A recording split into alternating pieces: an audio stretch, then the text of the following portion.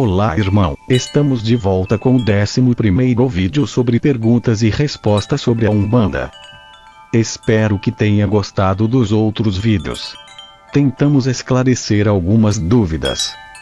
Se gostar, deixe seu like, ou melhor, seu joinha.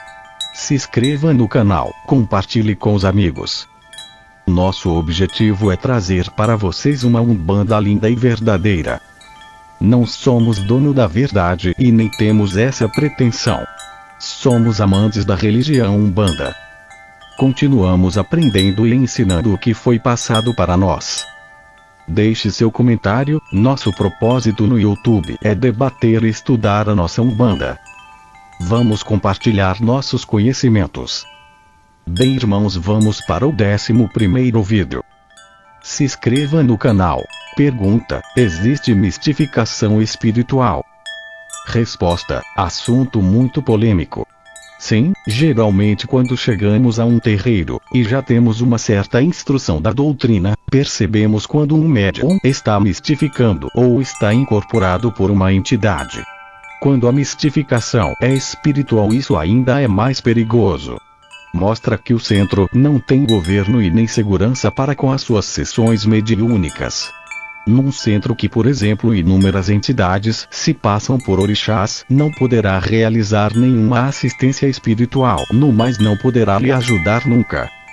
No caso de mistificação espiritual, a providência terá que ser tomada a partir do chefe do terreiro até o último médium em desenvolvimento e nas diretrizes do centro.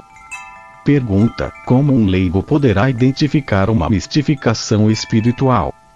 Resposta: como toda mistificação é considerado um teatro no meio espiritual, fica quase impossível você desmascarar o mistificador. Ele, com o passar do tempo e da falta de firmeza do terreiro, vai se aprimorando e se achando que está certo. Os seus guias reais vão se afastando, pois um espírito de luz não irá se juntar a esse papel de prejudicar uma pessoa que vem em busca de auxílio espiritual. A mistificação espiritual é sempre descoberta pelos espíritos superiores. É necessário um médium de vidência para interagir junto com a diretoria para que possa corrigir esse defeito. As ordens virão da espiritualidade maior e este espírito será retirado. Com os médiums também haverá alguma providência dadas pela diretoria. Resposta: existe um mistificador passivo. Resposta: sim, o mistificador passivo é o fruto que se colhe por um desenvolvimento incorreto. O maior culpado nesse caso é quem o desenvolveu e aprimorou as suas faculdades mediúnicas. O médium que mistifica passivamente é um médium que acha estar incorporado em uma entidade, mas na verdade está imitando a entidade. Ele observa os outros médiums e os copia dizendo estar incorporado. Para esse defeito, os guias da casa terão que agir junto com a diretoria para resolverem esses casos. Geralmente isso acontece com médiums oriundos de outros terreiros aos quais o número de médiums é muito grande e não se faz uma assistência melhor. Pergunta: existe mistificação passiva espiritual? Resposta: não. Isso é coisa de quem não tem o menor conhecimento da vida espiritual. Se um espírito se diz o que não é, o motivo para esta má conduta será sempre do médium ou do terreiro. Um espírito de luz nunca se passa por um outro espírito. Sendo que um espírito sem desenvolvimento poderá se passar por um outro, se o terreiro não estiver devidamente firmado. Pergunta: a Umbanda é a única religião a qual podemos seguir? Resposta: para essa resposta podemos usar as palavras de nosso Pai: porque me tentais, o incrédulos e sem coração, jogai a poeira para cima e verás que nem todos os grãos caíram no mesmo lugar. Essas palavras servem como explanação para essa pergunta. Se a própria natureza, que é perfeita em sua máxima, não deixam os grãos de poeira caírem juntos, como podemos afirmar que a Umbanda é o único caminho? Seria muita presunção nossa esquecer, ou melhor, querer que sejamos os únicos certos. Na casa de meu Pai existem muitas moradas, disse nosso Senhor Jesus Cristo. Para essas moradas existem vários caminhos a que se possa percorrer. Não somos os únicos certos, mas sempre buscamos a certeza do caminho de nosso Pai Oxalá. Pergunta: e como devemos entender a encarnação e a desencarnação? Resposta: esta resposta que demanda uma explicação é um tanto complexa. Mas vamos falar sobre este assunto. Quando se verifica o desencarne, só se perde apenas a parte material, pois o espírito continua a viver durante o tempo que lhe for determinado até uma outra encarnação. No mundo espiritual, o espírito desencarnado fica vivendo em meio às vibrações por eles criadas, vibrações essas que podem ser frutos colhidos de sementes que são plantadas no seu encarne, poderão ser frutos doces ou amargos. No mundo espiritual, os espíritos se aprimoram em sua elevação espiritual. Eles são ajudados por espíritos mais elevados a cumprirem a determinação que lhes foi dada. Os mais enfermos que precisam de uma fluidificação médica são levados aos hospitais na qual tratam de suas chagas vibratórias. Os que não se convencem de sua partida são consolados. Os que não procuram a luz divina são acolhidos por irmãos que se encontram na mesma situação. Continuam com suas dores, angústias e vibrações negativas até que se arrependam. Receberão ajuda superiores, mas não são obrigados a nada e nem forçados. E resgatados pela legião de socorristas que visitam as áreas mais sofridas do mundo espiritual. Não devemos só entender o mundo dos desencarnados, podemos nós encarnados ajudar aos nossos irmãos a entender que a verdadeira vida é o mundo espiritual. Pergunta: e quanto a Deus, o que a Umbanda pode dizer? Resposta: Deus é chamado na Umbanda como Zambi, palavra oriunda da linguagem africana que simboliza começo, meio e fim. Uma inteligência suprema, percussora de tudo e de todos no universo.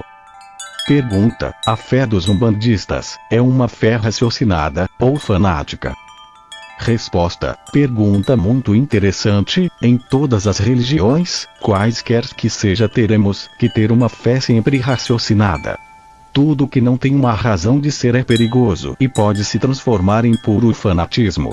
Na nossa Umbanda isso é muito fácil de acontecer. Através de uma graça alcançada por Orixá, os filhos fazem verdadeiros sacrifícios para poder compensar a graça que lhe foi dada. Isso, meus irmãos, não é a Umbanda que queremos mostrar.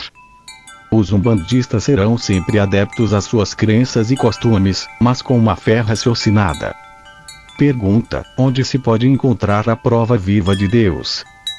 Resposta: para crer na existência de Deus, basta olhar e contemplar as suas obras de criação. Suas obras não encontram fronteiras. Duvidar de sua criação é simplesmente negar a sua existência. Tudo que você possa ver, sentir, ouvir e imaginar é obra de Deus. Zambi. Lembre-se, o ser humano é criação de Deus e tudo a qual o homem cria é obra de Deus. Pergunta: é dado ao homem conhecer tudo sobre o universo? Resposta: não, o mundo espiritual deixa-se revelar aos poucos ao homem por motivo de evolução espiritual. Não adianta você pegar uma pessoa sem nenhum preparo médico e colocá-lo para realizar uma cirurgia, o mesmo acabará matando o paciente. O mesmo acontece com a evolução humana. Quando estivermos prontos, o conhecimento virá. Pergunta: e através da ciência o homem pode descobrir mistérios ocultos?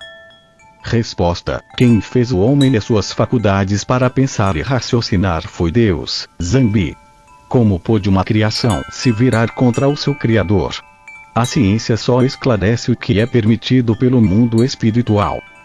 Vamos deixar uma coisa bem clara: não existem mistérios ocultos no mundo espiritual. O que não está na compreensão dos homens não é ocultismo, e sim falta de esclarecimento. Atributo esse passivo de evolução.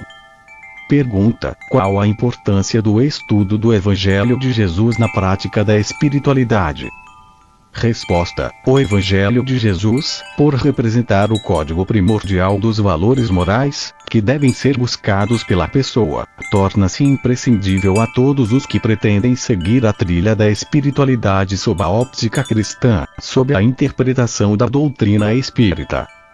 Pergunta: podemos dizer que a Umbanda é uma religião espírita? Resposta: algumas religiões discriminam as outras ramificações do espiritismo. Na Umbanda, usamos a palavra espiritualistas para denominar aquele que segue a religião. Também podemos chamar de umbandistas ou de espíritas de Umbanda ou qualquer que seja o nome que quiserem nos rotular. O que importa é a fé e o amor à caridade com a doutrina e com seu próximo. Deus nosso Criador não nos vê deste modo, somos todos espíritos em estado de evolução plena. Praticamos as leis que nos foi deixada por Jesus e seus discípulos.